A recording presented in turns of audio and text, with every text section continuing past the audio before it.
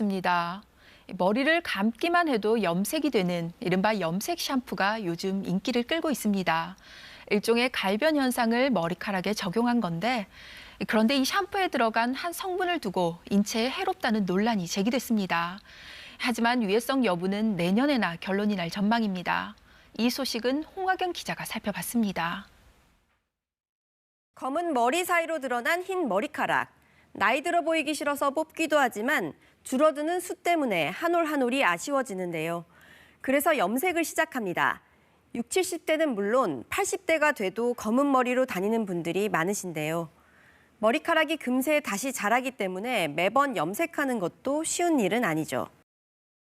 그래서 최근 인기를 끌고 있는 게 이른바 염색 샴푸입니다. 염색약처럼 약성분이 들어간 게 아니라 일종의 갈변 현상 원리를 이용했다고 합니다.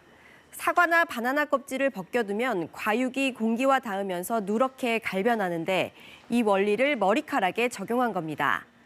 염색 샴푸로 매일 머리를 감으면 서서히 갈색으로 변하면서 머리색이 진해지는데요.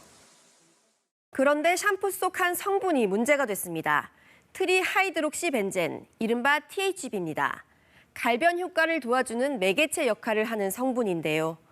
식약처는 올해 초 샴푸를 비롯한 화장품에 이 THB 사용을 금지한다고 밝혔습니다.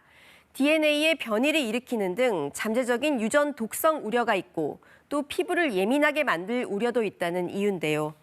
적은 용량이라도 검출돼서는 안 된다는 입장입니다. 그렇다면 다른 나라는 어떨까요? 현재 미국, 일본 등에서는 THB를 허용하고 있지만 유럽에서는 화장품 원료로 사용하지 못하도록 하고 있습니다. 업체는 반발했습니다. 해당 제품은 두피에 바르는 염색약이 아니라 씻어내는 샴푸다. 피부에 직접 접촉해 위해성을 나타낸다는 선례와 직접 비교하기는 어렵다고 주장했습니다. 결국 지난 3월 국무총리실 산하 규제개혁위원회는 식약처에 THB에 대한 위해성을 추가로 더 검증한 뒤 사용 금지 여부를 최종 결정하라고 권고했습니다. 식약처는 검증 과정을 주관할 단체로 한국소비자단체협의회를 지정해 검증에 착수했습니다. 가장 중요한 것은 이제 소비자 관점에서 이런 프로세스가 공정하고 객관적으로 이루어져야 된다는, 소비자가 없는, 소비자의 검증을 두려워하는 기업이 시장에 있을 수 있겠습니까? 식약처와 해당 기업은 위해평가 방안과 계획을 마련한 뒤 의견을 제출하게 되고요. 전문가로 구성된 검증위원회는 양측이 확정된 방안으로 실시한 평가 결과를 분석해 최종 의견을 내리게 됩니다. 식약처하고 해당 기업이 결국은 컨텐츠 생산자, 즉 위해평가의 주체가 되는 거고요. 소협의 역할은 그 검증을 해서 그러면 최종 의견을 식약처에 제시하는 것까지입니다.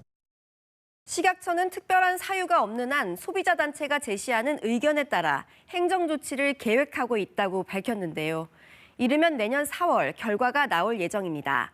일단은 판매가 허용된 상태에서 업계에서는 염색 샴푸를 잇따라 내놓고 있는데요. 간혹 연모제 성분이라고 표시된 상품도 있습니다. 이건 그냥 이름만 샴푸일 뿐 사실상 염색약이라고 보면 됩니다. 편리하게 젊어질 수 있다는 장점도 있지만 논란이 마무리되지 않은 만큼 염색 샴푸 구매할 때 성분을 꼼꼼히 따져보셔야겠습니다. KBS 뉴스 홍하경입니다.